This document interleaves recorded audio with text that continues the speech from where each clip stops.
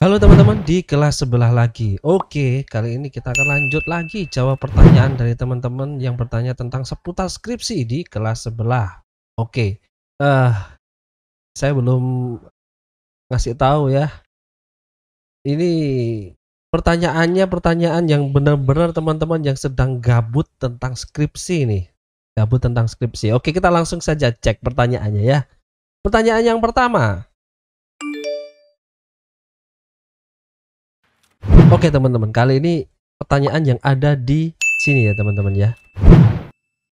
Pertanyaannya ada di dalam video saya yang membahas bagaimana cara membuat judul skripsi. Cara membuat ya teman-teman ya, sekali lagi. Cara membuat, bukan mencari. Jadi di sini sudah saya sampaikan bagaimana cara membuatnya. Saya jabarkan di dalam video ini. Teman-teman yang sedang tiba-tiba datang ke video tanya jawab ini, silahkan dicek videonya, linknya saya letakkan di bawah gitu ya. Oke, ini teman-teman, pertanyaannya seperti ini teman-teman.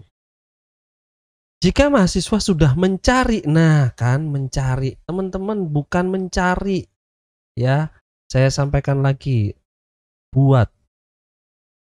membuat judul gitu ya.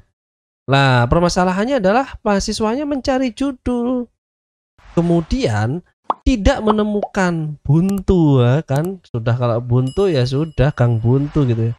Apakah ada cara untuk mendapatkan judul skripsi? Gini teman-teman, makanya saya di awal bilang di dalam video ini, di video yang saya bahas sebagai acuan ini ya, saya menyampaikannya jangan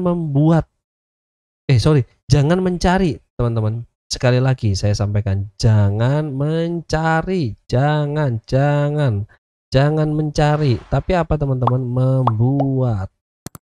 Kalau teman-teman bisa membuat judul gitu ya, nanti pasti apa? Pasti sesuai dengan kemampuan siapa? Kemampuan kakak gitu ya. Jadi jangan pernah teman-teman mencari judul, karena permasalahannya kalau kakak mencari judul, setelah kakak mendapatkan judul gitu ya, hasil pencarian, itu pasti nanti kakak akan dipaksa untuk memahami apa? Memahami judul yang sudah kakak cari. Karena kenapa? Belum tentu judul yang kakak cari ini sesuai gitu ya. Sesuai apa? Sesuai kemampuan. Itu loh. Makanya saya sampaikan, buat. Bagaimana cara membuatnya? Di video sudah saya sampaikan. Gitu sih. Kalau mungkin dipaksakan mencari itu karena kenapa? Karena mungkin jalan pintas, tetapi di dalam jalan pintas untuk mencari judul skripsi itu adalah yang terjadi bumerang. Sekali lagi, seperti kayak pertanyaan yang sebelumnya, yang kedua, bumerang pelangi.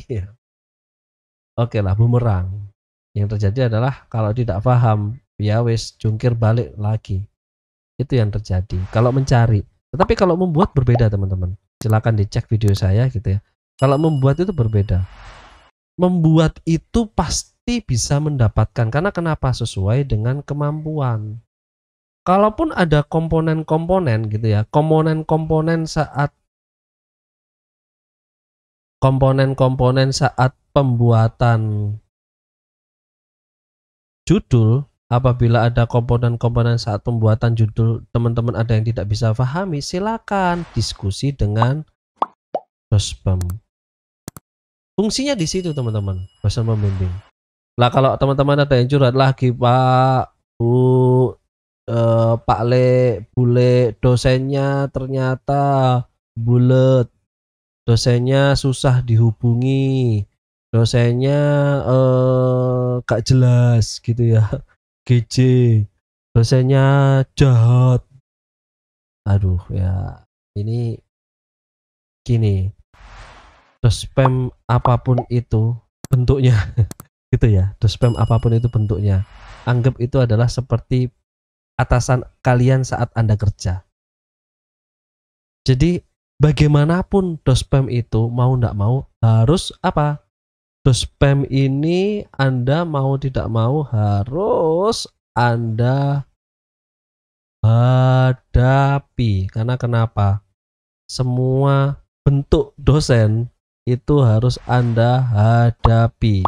Karena kenapa? Mau ndak mau itulah cobaan pertama kalian. Sebelum cobaan utamanya itu apa? Skripsi. Ya, cobaan utamanya kan skripsi. Nah, cobaan utamanya skripsi, tapi sebelum mencapai cobaan yang skripsi, Anda sudah dicoba dengan yang namanya adalah dosen pembimbing.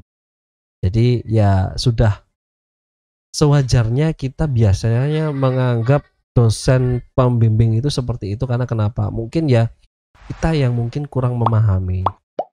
Cobalah kita memahami dosen pembimbing. Kira-kira seperti itulah. Tetapi apapun itu, setuju atau tidak setuju dari teman-teman memahami dosen pembimbing gitu ya.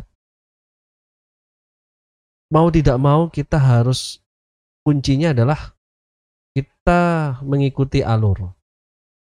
Demi apa? Demi tercapainya tujuan. Tujuan apa? Tercapainya tujuan skripsi ini selesai.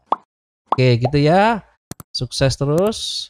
Kira-kira itu pertanyaan-pertanyaan yang saya dibuat gabut, bingung, stres jawabnya gitu ya, karena saya tidak punya jawabannya yang sedikit fokus. Ya, inilah pertanyaan hiburan dan jawaban hiburan kali ini. Semoga membantu.